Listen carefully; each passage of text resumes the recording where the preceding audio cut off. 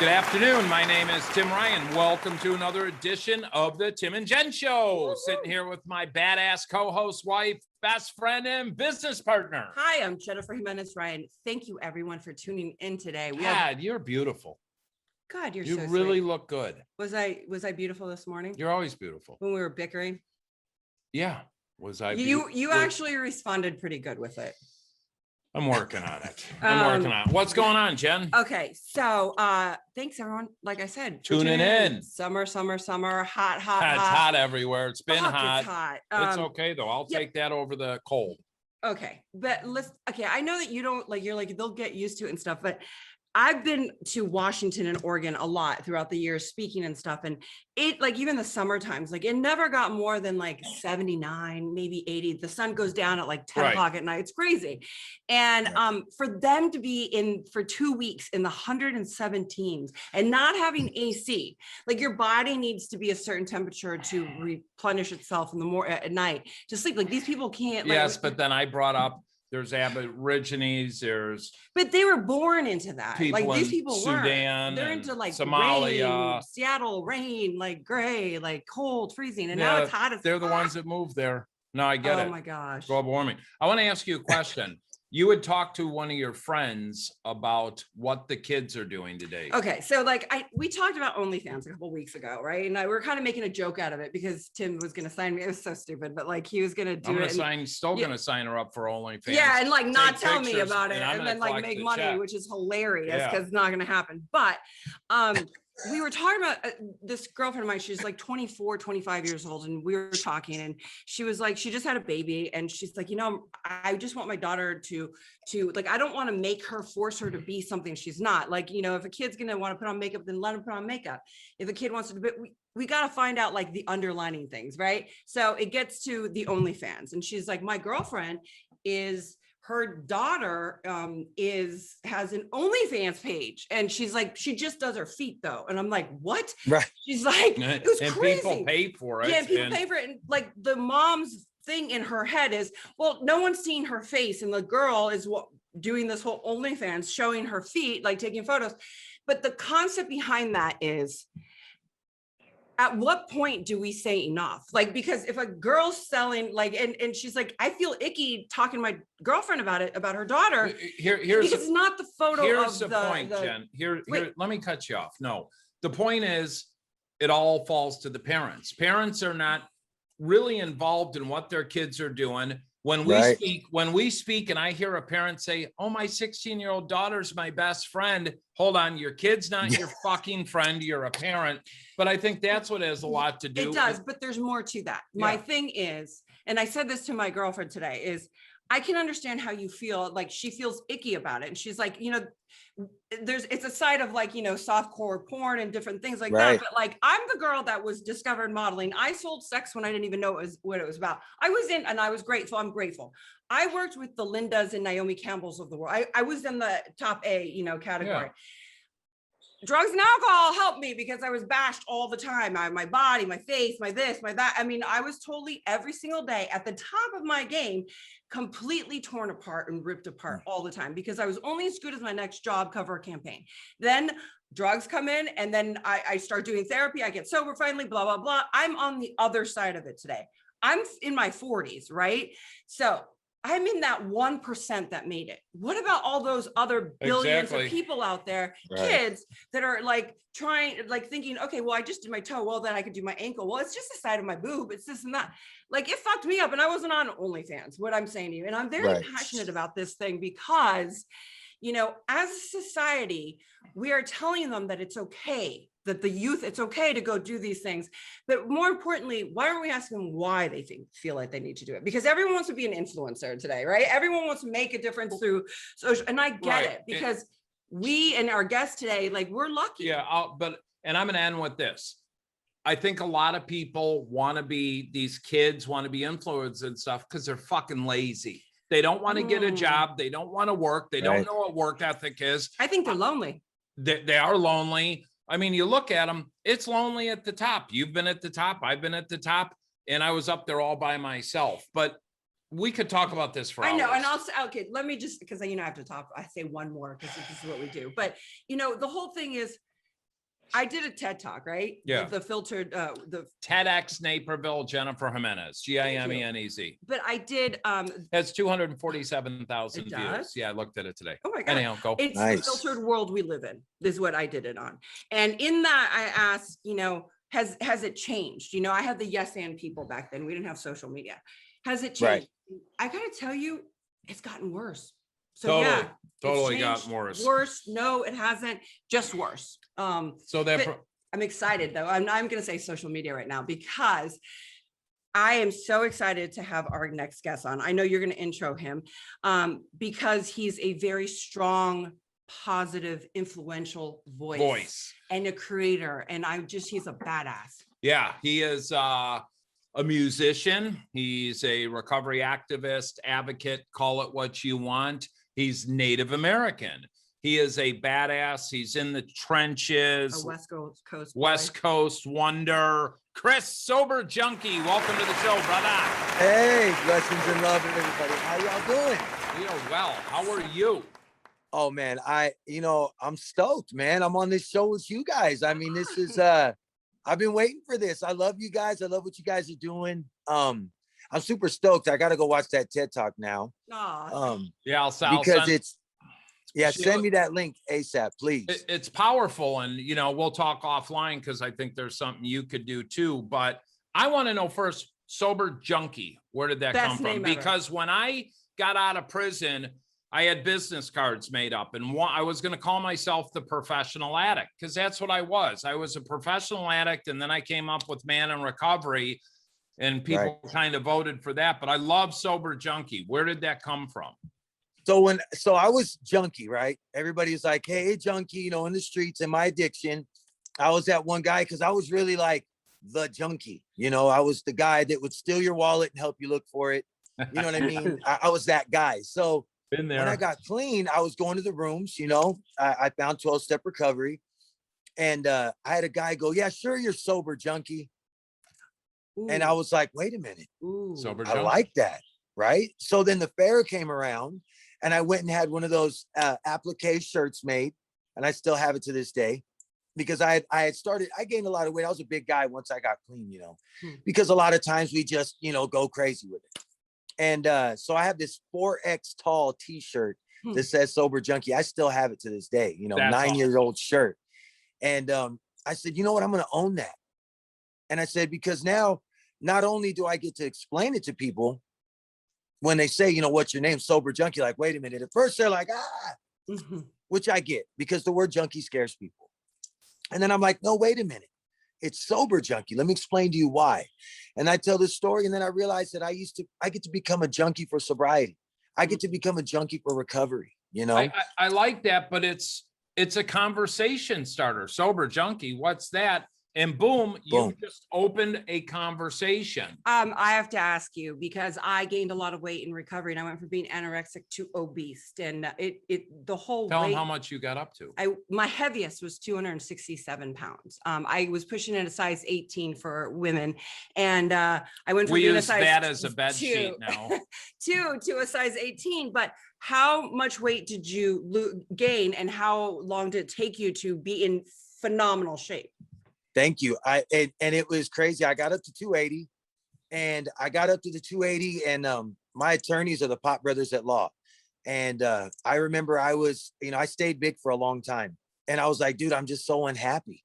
I just can't do what I do. And he said, well, stop eating all the donuts, man. Cause I was eating all the junk food because I replaced, and I'll tell you a little bit more about my recovery when we get into that part, how I got the Pop Brothers at Law as my attorneys. And I said, man, I'm not happy. And he said, well, lose the weight. But then I ended up losing too much weight, you guys. I ended up going hard. I'm an addict. When I do stuff, I go hard, and losing weight, I ended up losing too much weight. And then I put on to get where I'm at today. And it was a journey, so I went from one major to another major. And in the beginning of COVID is when I actually started to work out and really eat healthy. And I went from being too skinny, as I was way too skinny, to where I'm at today, and implementing a lot of changes in my life. But yeah, I was at 280 and I'm 6'4". Wow. So you couldn't really tell, I didn't look 280 at 280. I looked about 250, but I was unhealthy. I was So unhappy. let's flip it then. In the peak of your addiction, how much were you weighing? No, probably about 160, 165, maybe. Wow. Yeah. So you're 6'4", I'm 6'1". Right now I'm 204 this morning. But when I walked into prison, I weighed 158 pounds and I thought I was in shape, and I was Right. bones. When I got out of prison, I weighed 170.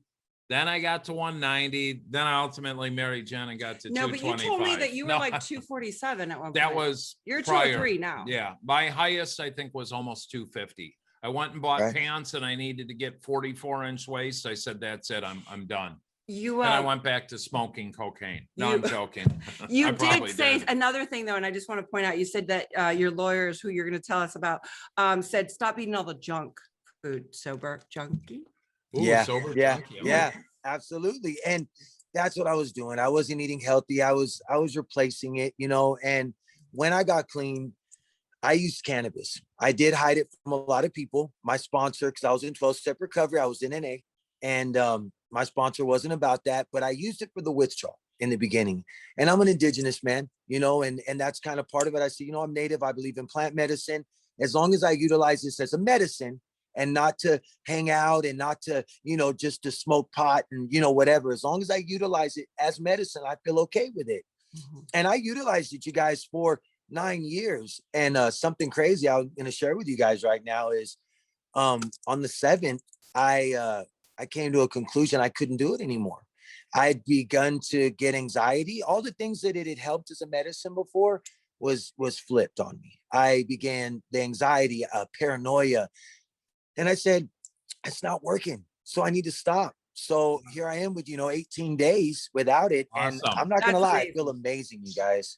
I feel amazing. Wow. That's powerful. And I want to get into that, but I want to go back first a little. I just want a little background on kind of your addiction. Then I want to get more into the recovery. You were from Northern California.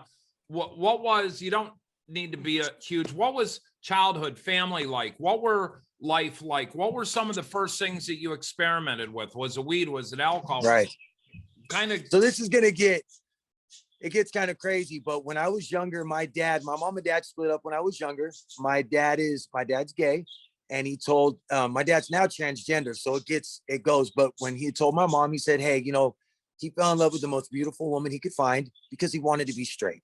You know, he did. And my mom is amazing. And he fell in love with her and he tried to be straight. And they had me.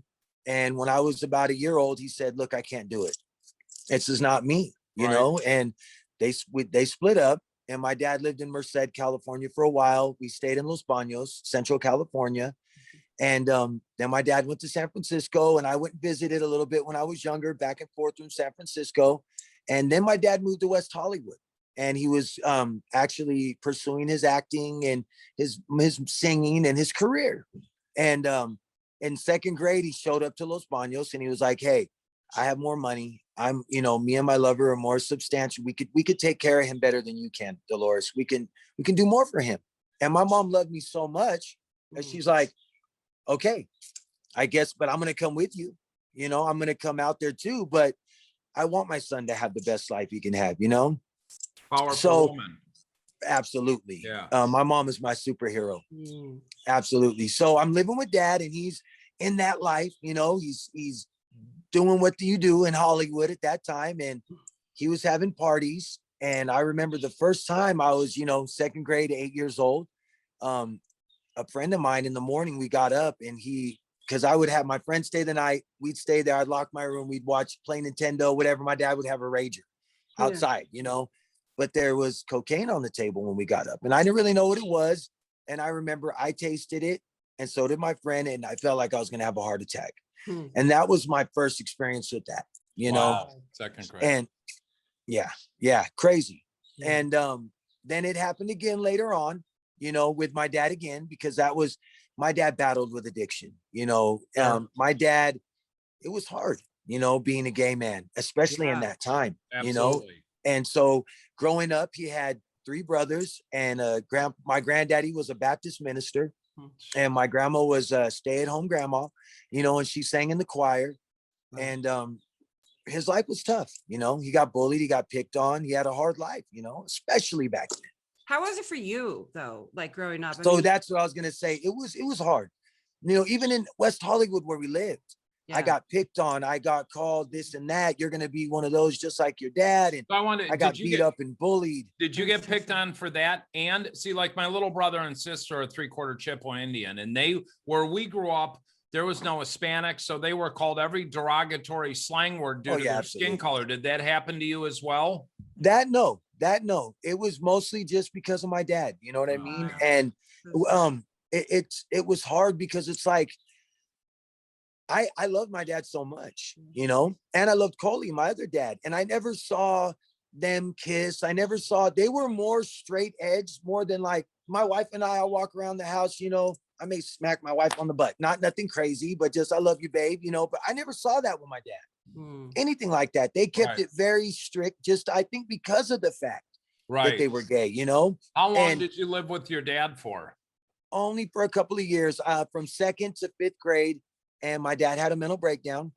And we went from Hollywood to Burbank when he had the mental breakdown. And my mom was like, you're 12 now, you can choose where you want to be. And I said, I want to be with you, Mom. So I moved with her back to Los Banos. Now at this point, I've been living with my dad. So I've got a foot-long ducktail. My ears are pierced.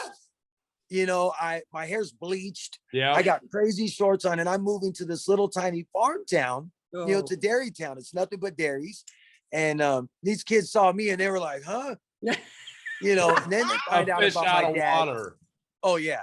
I was culture shock for people. They were like, what in the heck is this? Oh, hold on. Let me give you a bit of advice. You stole culture shock people today, and I love you for that. So it's a people's issue, not ours. Absolutely. And you know what? I love it now, but that's my superpower. It is. You know, you have got you've got the image, you've got the brand, you've got the personality. But it's your lifestyle. I mean, you're talking about your life right now as when you were a kid with the ducktail. It's the same guy you are now, but different, you know? Right. Absolutely. That's all.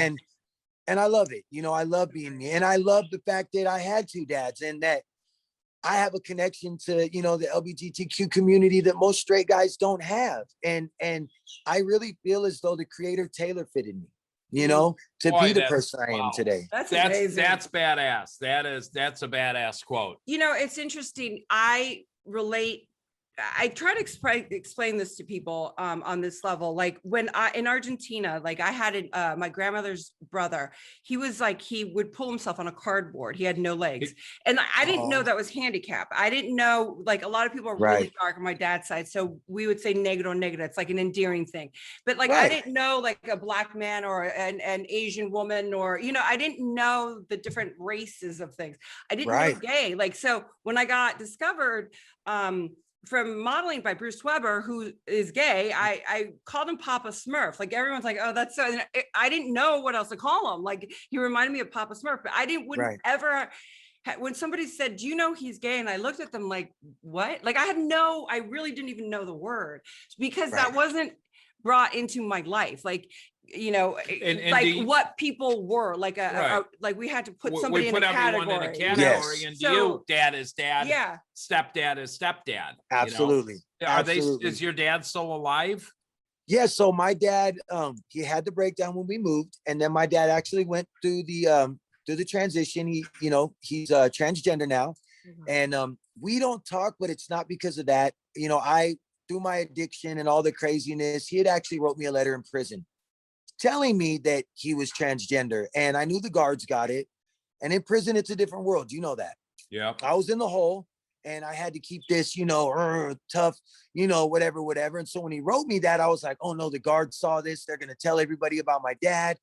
So I wrote a horrible letter back, and it upsets me to this day, you know, and I've asked for forgiveness, and, you know, there's been times he said, yeah, but he battles with mental illness right now, and it's hard for him.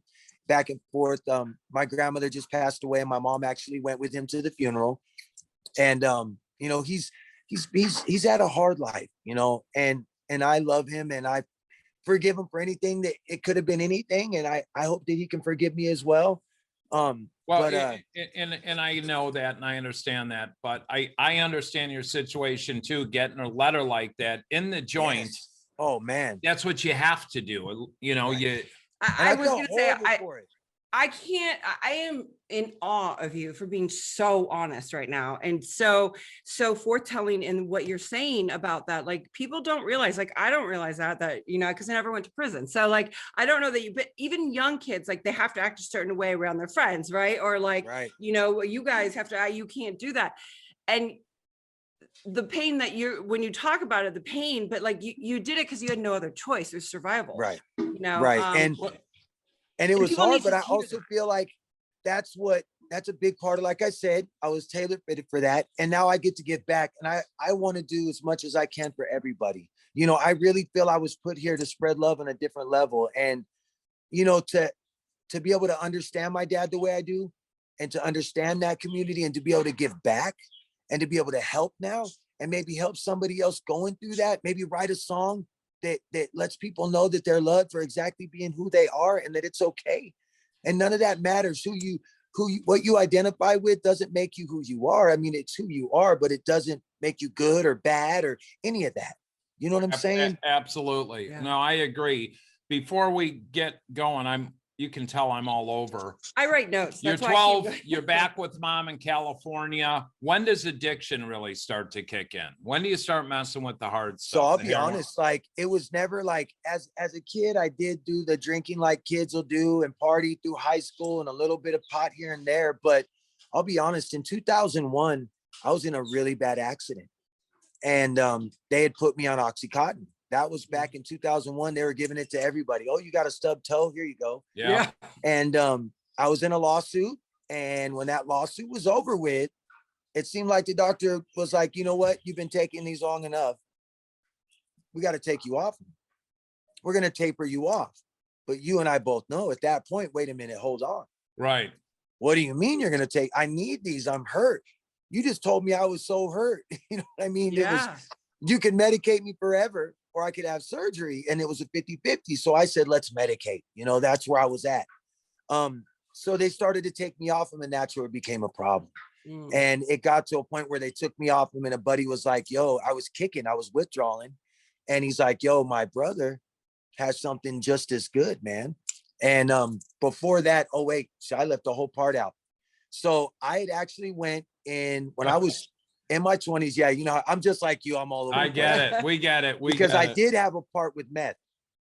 I did. I went to Southern California, and I was working out there, and I hooked up with a dancer, and I had a small stint with meth, right? Just a small stint, but I actually shot it intravenously with these girls that were strippers. And it was, you know, we're being honest here. These girls were like, you do this, you can have sex with us all night, all of us. And I was a young guy, and I was like, okay, I just can't look, you know? Right. So put it in.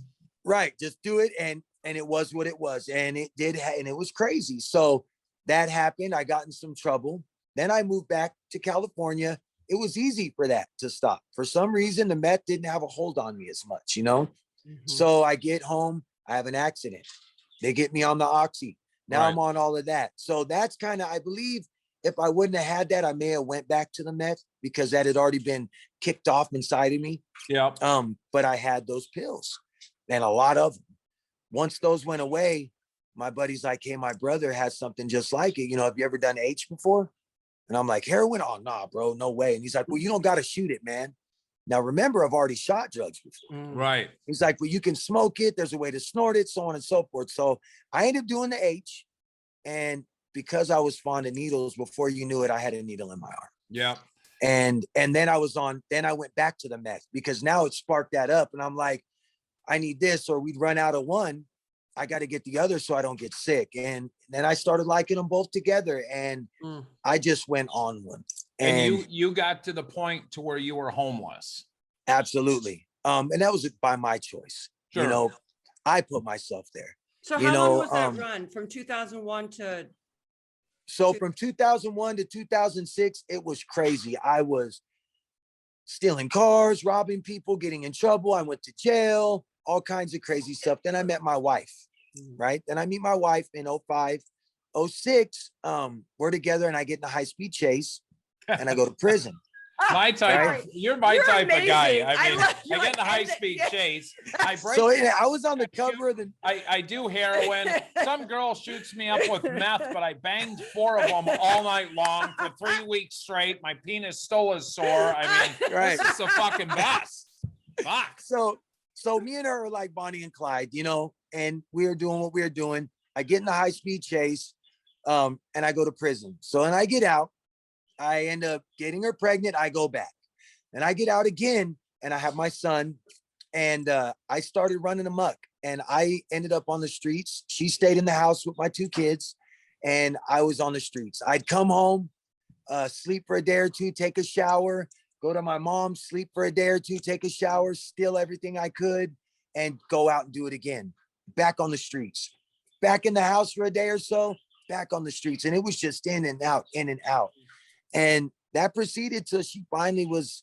One day she had gave me a call and I was actually right around the corner at the Connect's house on the couch, smacked back, Right. you know, on heroin.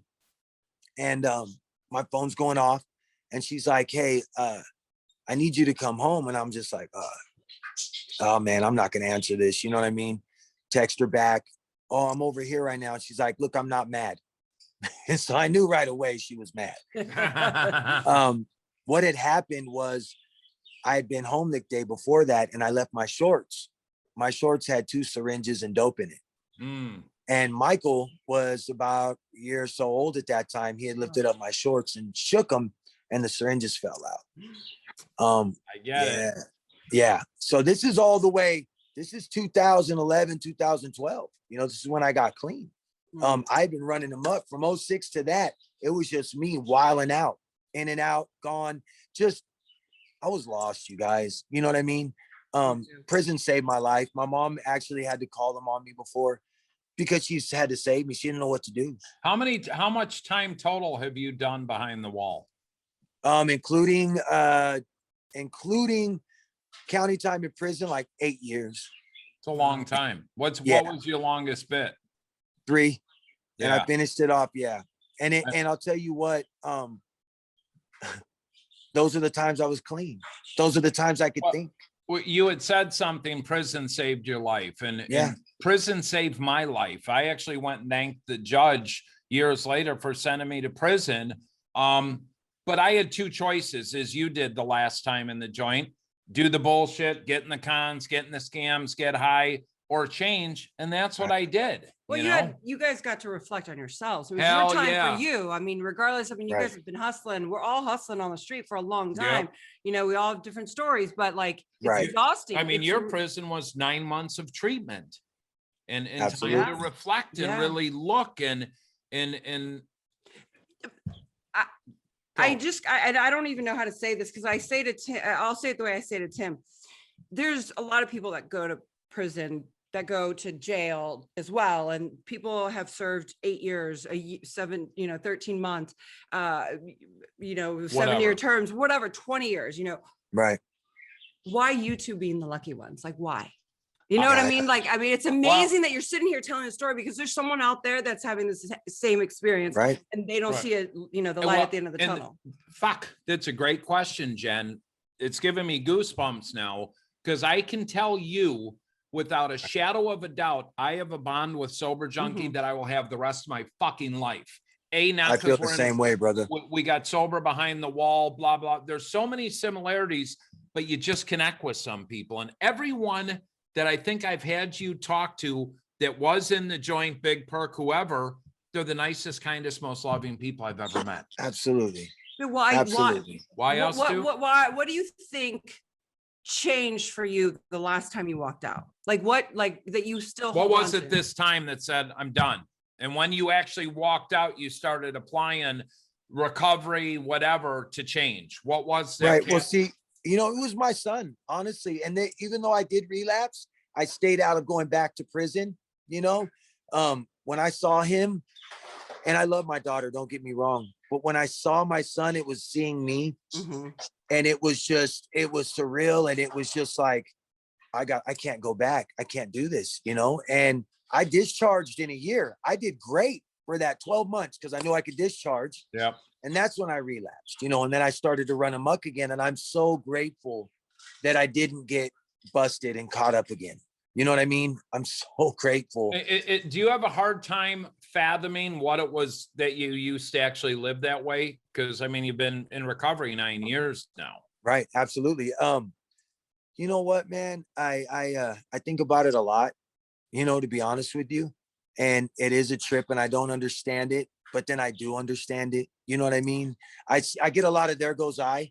I'll meet somebody and it'll all come back to me. Yeah. And it's just like, whoa, man, I understand you on another level. Can I talk to you for a minute? You know, my friends will trip out because we'll be in certain places and they're like, bro, what are you doing sitting next to this homeless dude talking to him, dude? Like, wait, we got to go. And I'm like, you don't understand. I got to talk to this guy. Right. Yeah. Because they're where I'm at. They're where I've been, or they're going there, or they're getting out of there or something, you know. I feel like we were chosen to be tools for, you know, for the greater good, man. I feel the creator knew putting us through it, that we were going to get through it, and gave us the ability to communicate and talk and help, you know, talking to you guys right now. I've been working on my book because I want to timestamp everything because it's such a blur to me. Yeah. You know, a lot of times, and I got to pull from here, and I'm an all over the place kind of guy too, but I'm realizing the power of the story now at this point of my journey, you know, and I really know I need to get it and put it down because, bro, we were, you know, people say I wasn't supposed to make it. I shouldn't be here right now. We were supposed to be here right now. Yeah, absolutely. Ooh, I love that. Thank you for saying that. Absolutely. And you know, you've got me thinking as you're talking on Jenn's journey, my journey, your journey, and we went through all these trials and tribulations to be the vessels we are today to start a podcast, to do sober music, whatever the fuck we're doing to open doors to touch people. I mean, I feel like, so one of the reasons why we wanted to do a podcast was because we wanted to like have people shine, you know, and be their true authentic self and talk about their lives and, you know, their creativity. And like, you know, we're going to get into that right now with you. And, you know, I feel Mama, could you bring me a water?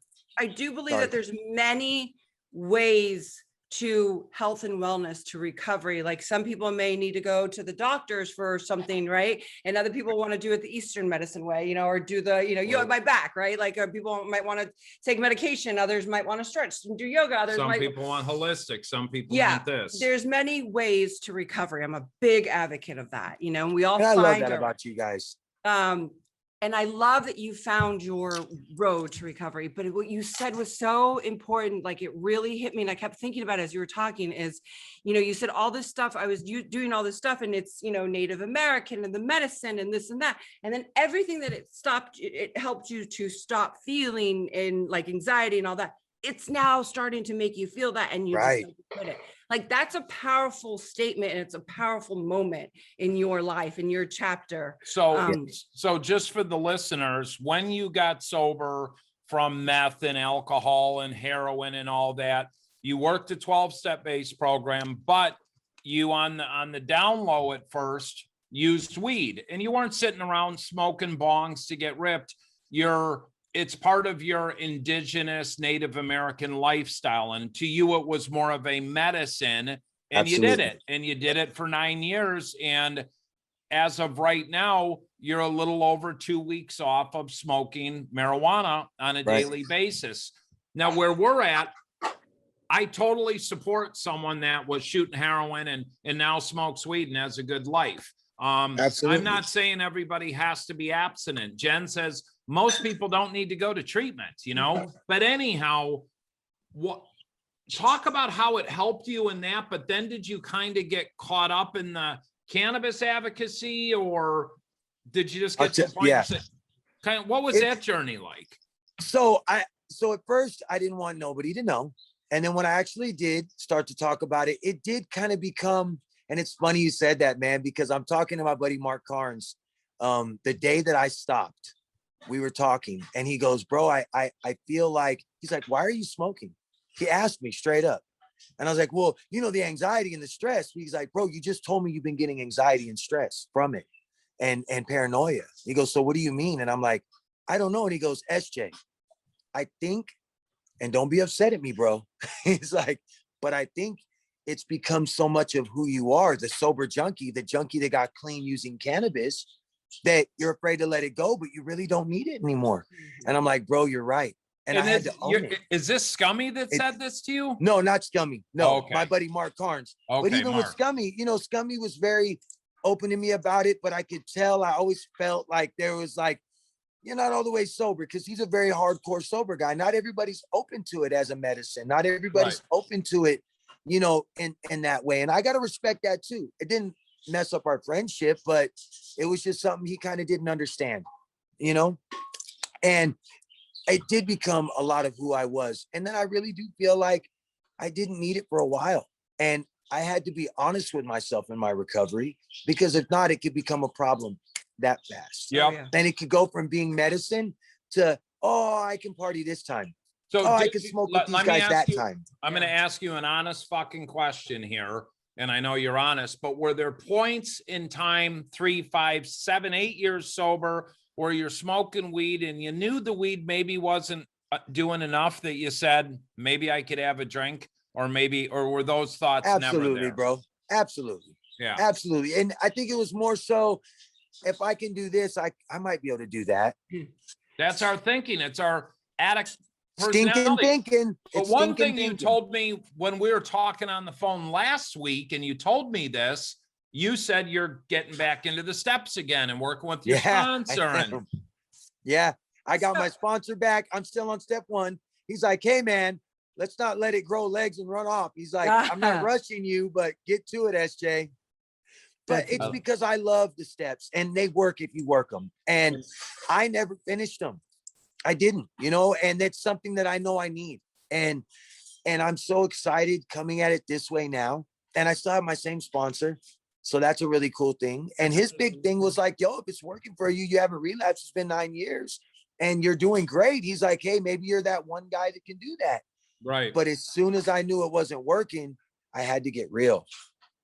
Yeah. That takes a lot of And it was balls to hard. do. Good for you. I mean, And it was hard. I applaud you, and I thank you for being so honest on that. I have, I was a chronic relapser, and I always thought, well, maybe drinking isn't the problem, right? Like I like cocaine, but like, that was my thing.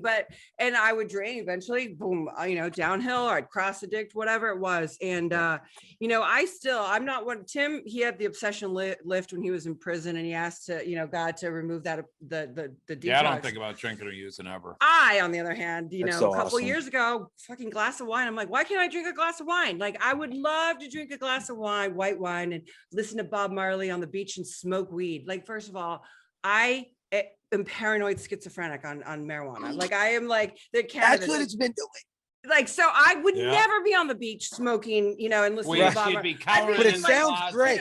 I don't even know what wine to like order. I hate freaking wine. It was like the last of the Mohican for me. So like, I mean, but my brain tells me that a glass of white wine would sound good. You know what I mean? Like maybe that's you know what's crazy, sis? You know what's so crazy? So my wife and I just celebrated 15 years. Ooh, congratulations. And so I took her, she had her first 2 days off. She works at the post office. She works crazy hours and days. And she had her first 2 days off, and it's been for I don't know how long. So I said, we're going to Newport. So we went to Newport Beach, got a little Airbnb on the beach. And as we were walking up, I was like, babe, I want to smoke a joint so bad on the beach and just watch the sunset. And she just looked at me and she's like, well, you're a grown man. You can do what you want. I said, I can't. I said, I don't want it because I'm going to smoke it and I'm going to freak out. Yeah. So where we live. Thank you for saying that. Thank you. Absolutely. I get it. Where we live, you can go right across the street. And Jenn's best friend, who comes and stays with us occasionally, he's a normie. He smokes weed. He comes walking in the front door with the bag. He's like, look at this. I got edibles. I got this. Oh my gosh. He goes, man, there's a great weed shop across the street. So Jenn and I said, let's go check it out. Wait, we went to, because I was going to go get CBD. She wanted to get CBD. I started CBD. Right. And that's what I've been using CBD and I love it. But we went in and I was like, I'm in the wrong business. I didn't even know. There had to be, we were there 20 minutes. There had to be 20 people that had come in, bought their weed and left. But anyhow, it was just neat to see. But and you have to get your driver's license, and then they push you into another door, and then you go through these like walls and door, and then all of a sudden and I'm like, yeah, it's all security. It was crazy. It was insane. But it's everywhere. I just read an article today that Clarence Thomas, on the Supreme Court said we need to abolish all the laws as regard to marijuana because we're at a totally, so hopefully the federal government will be lifting it because weed has its purpose. And I'm all for people smoking weed. If you're a grown adult, it's the medicine. What I am not for is pushing it for these kids that are 12 to 18 to 20 in high school smoking dabs. I don't support, but for adults, I do. I feel like some people want to use it as a crutch. Like, I like to drink, margarita. So I'm going to quit drinking margaritas. I'm going to smoke weed. Like, I don't think that an alcoholic needs, I don't know. Like, I'm not a doctor. So all day long. I don't want to open. I think it's huge that it worked for you for so long, but then you made a conscious decision, said this isn't working. But you saw what you felt. You felt what you felt and saw what you saw within yourself to want to make that change. Yeah. And you don't judge people. If someone wants to, I don't care. You want to smoke weed, smoke weed. If, do what works. But that's what I loved about you too, though, brother. Because I was nervous in the beginning to tell you, that part, and you're just, and that's how I am now, especially with other folks. Like, it's to each his own. If it's working for you, my sponsor always tells me that some people can do that. He's like, but me, I'll smoke a joint with you if you're ready to be my celly. That's what he tells people. Like that. I like because once we smoke that joint, I'm gonna want more, and then I'm gonna want some other stuff and some other stuff. And for me now, it's are you willing to go to the loony bin with me? Because if I smoke a joint, I'm gonna get paranoid and freaked out. I started getting really weird. I would smoke and I tried other stuff because a lot of people in the cannabis world, it's such a big part of who I am. I'm so connected to it, right? I was the poster boy for THC, saving junkies. And I was afraid to let that go. I think it was so much a part of my character. I felt like that I was going to lose that. And I can't. So I had to be honest. And what I've been using is CBD. And I love it. I love it. The real stuff. I've noticed that there's a lot of snake oil. There is. But the real CBD, it helps me. It doesn't change my mind. It doesn't change my, it's not psychoactive. Well, there's no psychoactive components to get altered. It's right. It works. But it does relax me. It does. I'll be in the middle of an anxiety attack and it'll go away now. What the THC did for me back then, it causes me now, but the CBD does take it away. And CBN for sleep, CBG is like coffee, and they're all non-psychoactive. So I'm still connected to the industry and I still want to help people with it because I do feel for some people, THC helps you get through that withdrawal. And I get people blowing me up. So I know Jen's going to hit on that. If you want to be a spokesperson for it, do it. That would be like me coming up on 9 years sober, but I happen to work for Anheuser-Busch as a beer distributor. Right. So what? It's my job. We need more people like you. I'm sorry to be able to cut you off, and I'm going to tell you why. So I got into chronic pain during COVID and post-COVID, and I suffer from excruciating pain. We now have more understanding of what's going on, and I'll talk about that when I'm ready to talk about it. But the excruciating pain is, I almost went to the hospital a bunch of times in the last 2 months, 3 months. And we did the math because I like to play all angles. And I'm like, if I go to the hospital, they're going to give me morphine, which I'm going to need. I mean, it's like so excruciating. Morphine, Ativan, they're going to give me opiates when I leave. I'm going to take it. It's going to help me because pain medication works. I'm going to take it. And then all of a sudden I'm going to have more pain, right? Because you get more pain. Then I'm going to get more pain. Then I'm going to be doing that. Then all of a sudden I'm hooked on heroin. I'm, going and, shooting up, and then I'm selling my body and I'm full-fledged dead, right? It's like the whole thing. Right. I played it out. And Tim looked at me as I was playing out. He goes, babe, if you need to smoke weed, just smoke weed. And I looked at him and I took this breath like, oh my God, someone is understanding my pain. So the next day, I went and I got CBD. No one taught me how to do the CBD thing. I don't know that if I got it for sleep or for pain or for eating, I don't even know, but but you're not getting the THC. I'm not getting the THC, but I didn't understand it. We need more people to understand it, to explain it to people like me, because there's alternative ways. And I now know it better. But what I'm saying is we need your voice. Well, thank you. And I feel in my heart, that's what I'm here to do. Like I said, and I'm working with a company out of California, the Medicine Woman, and I'm working on coming up with the best stuff that we can to help addicts get clean with CBD and CBN and non-THC. And then for people going through withdrawal that need that are kicking hard and that are scared, THC products for them, not to stay on it forever indefinite, but to just get through that withdrawal. I because can't tell you that scared me so bad, the withdrawal. The times kicking dope, and I'd have to be, I usually got it from my oldest son, you know, so I could smoke weed to come down. But yeah, I mean, it helps. It works. That's all there is to it. I mean, there's so many avenues to you and about you. And I really kind of want to touch a little bit about your music. Yeah, music. That's my, yes. So when I got clean, right, trip out on this, you guys. It's so crazy how it all works and how it goes together. So I got my sponsor, and we were sharing one night at a meeting, and he was talking about how he had a record label, you know, before, and he was a DJ, and he was like, or he funded the label that had the DJ go set up, and he was in charge of that. Right. And so after the meeting, where the miracle happens, of course, we go outside, and I said, hey, I sing. And he was like, oh yeah. I said, sure, no, let me sing to you. So I sang to him, and he was like, wait a minute, you do sing. And I was like, you know what? It's my dream, you know, to sing. And he's like, well, stick around here a little bit longer. Stay around the rooms a little bit longer, you know, hang out, have a cup of coffee. So I did that. And I remember one day he calls up and he told my wife, he's like, I'm taking him to the studio. We're going to record a song. And I was like, what? So I wrote my first song ever. We went to Santa Cruz, and Cornfed, that's his nicknames. You know, I'll keep the anonymity here. Yeah. So Cornfed takes me to the studio, and I wrote my first song, Disease. And it sounds like a love song, but it's my song to dope. You know, it's my song to heroin and meth. And then I wrote another one called World on My Shoulders, and I fell in love with it. And this is it. And he helped me with, you know, getting going on my musical career. And I learned how to be a recording artist, and I learned how to write, you know. This is 9 years ago. Amazing. And I knew that was part of my medicine. That was part of my recovery, was music. And I realized that, hey, you know, I can write these songs that are for people going through it. I can write songs that's actual medicine, you know. And being Native, I call a lot of things medicine. Anything good and positive and powerful, I call that good medicine. And I said, I want to make good medicine for people, you know.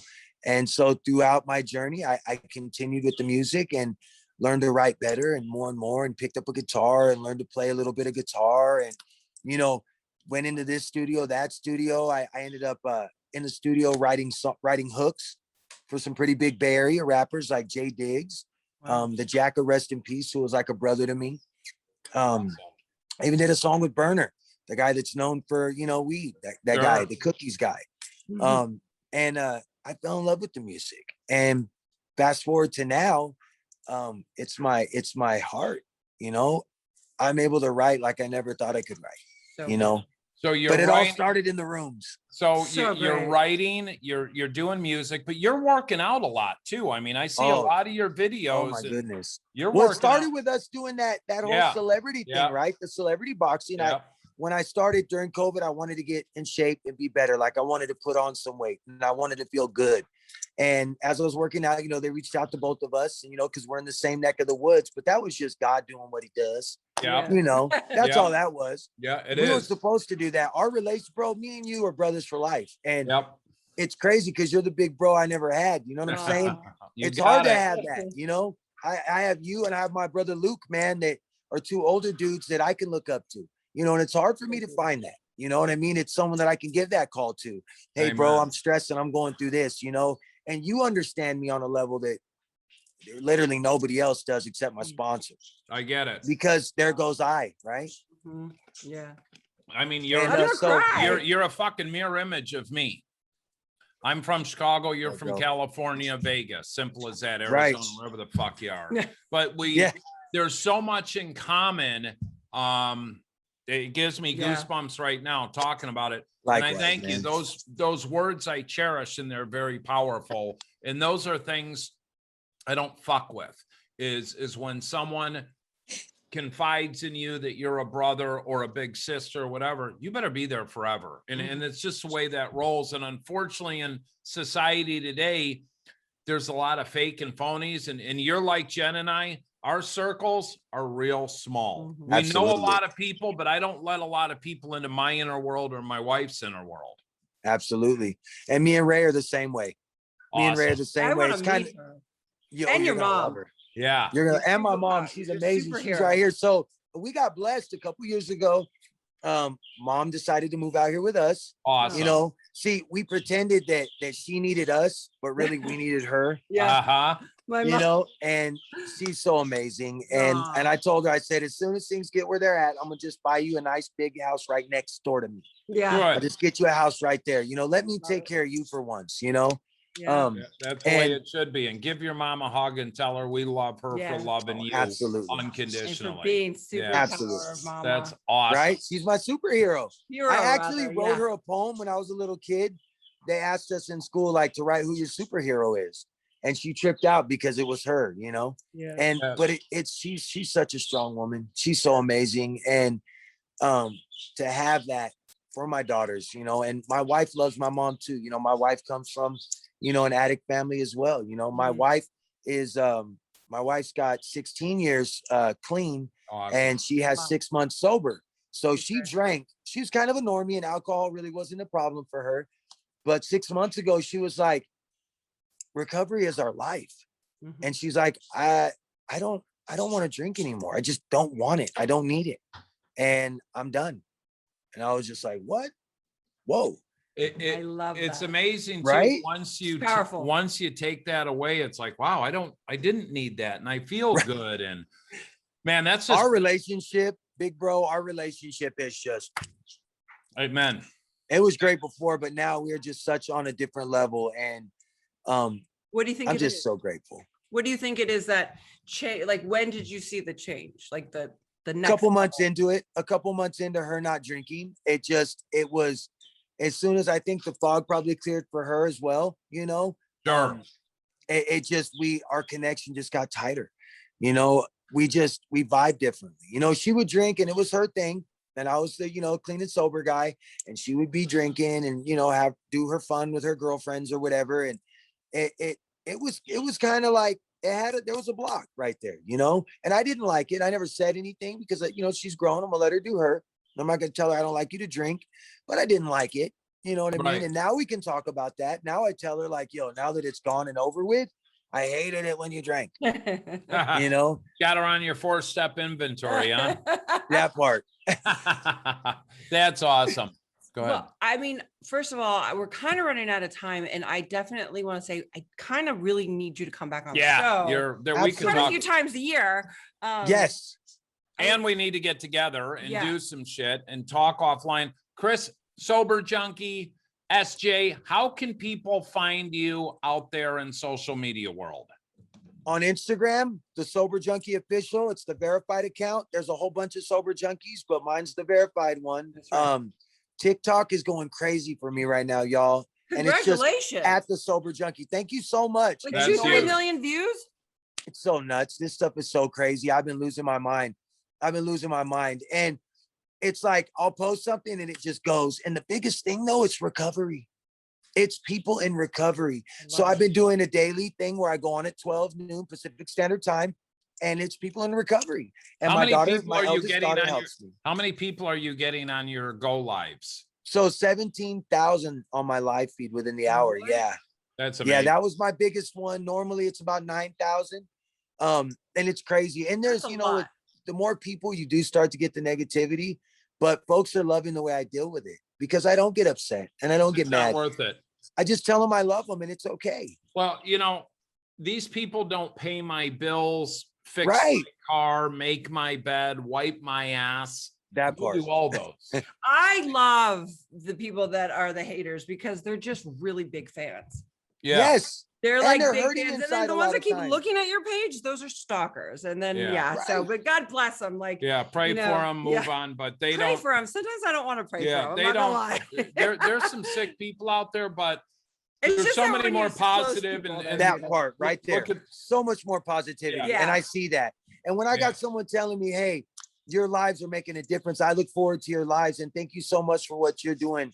And it just feels so good, and then I give it to God. I say, hey, I'm just a utensil for God, but thank you so much, but give it to the big guy upstairs. I always say the camera never lies. They always will tell you, like, you can't fake something, right? Like, right, absolutely. You are so passionate here talking today, Thank but I read through it when I read your posts, you know, like you say real shit, like powerful things that I need to hear. Sorry, Mom, if you're listening over there, I don't want her to think I'm bad. But I, you know, like I just, and it's powerful. We need voices like that. We need it. And I started out saying that today when we started the show, is that your voice matters so much, your truth, more importantly, to make us feel more humanized and saying, you know, I related to a lot of things you were saying in my own experiences. And I'm like, thank you. I needed that today. Like I had no idea, but thank you. You changed my life today. Thank you so much. Yeah, Thank you are the brother. Please come back, Chris. soon. We got to wrap up. We want to thank Lux Media, everyone listening, our sponsors. Mom, we want to thank Chris, Sober Junkie, for coming on. We love you for another Thank episode. You so much. And I love you you guys too. Sorry, the dogs are going crazy. It's all That's good. okay. We love you. We'll be in touch. Tune in next week to another episode of the Tim and Jen Show. Later. I will. Bye, guys. Love you. Bye. Love you too, bud. Bye. We want to talk to you about Clean Cause, better caffeine. What's in the can? Our organic, sparkling Herba Mate is a premium pick-me-up that won't let you down. Every can of Clean Cause contains 160 milligrams of better caffeine, and each sip supports recovery from alcohol and drug addiction. 50% of the profits go to assist people into sober living. Check out cleancause.com. Seaside Palm Beach is an executive luxury addiction treatment center located in Palm Beach, Florida. Our private clients come from all over the world, including business executives, professional athletes, celebrities, and more. Seaside Palm Beach offers first-class amenities and high-end accommodations, including a gourmet culinary experience, ocean views, pet-friendly facilities, and access to cell phones and laptops during your stay. If you or a loved one are struggling with addiction, please call us at 877-959-5053. Again, that number is 877-959-5053. Now, glutathione is a big word, but it's the body's own master antioxidant. So it's a scavenger for free radicals, for bacteria, and what's relevant now, viruses. This is new to the marketplace. There's no other product on the market that has the ingredient NACET. And basically NACET increases the production of that glutathione that is in our body already to strengthen and enhance our immune system and keep it strong. Elevated sense of well-being. Supports muscle strength and endurance. Cognitive function. Powerful liver support. Energy, helps blood sugar regulation, superior bioavailability of key ingredients.